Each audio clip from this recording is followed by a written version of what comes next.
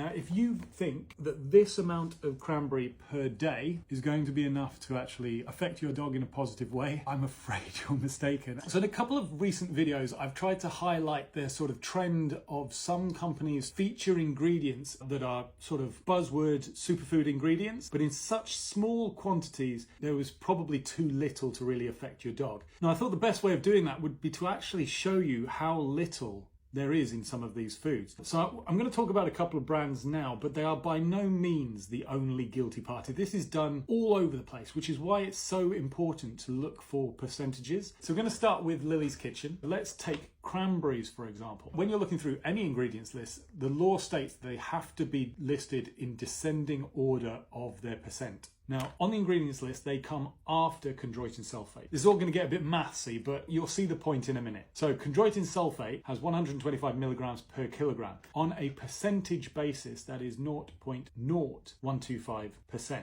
And cranberries comes further down. So you know there is less cranberries than that amount. So this tiny speck here, that is the amount that you will get in 100 grams of this food.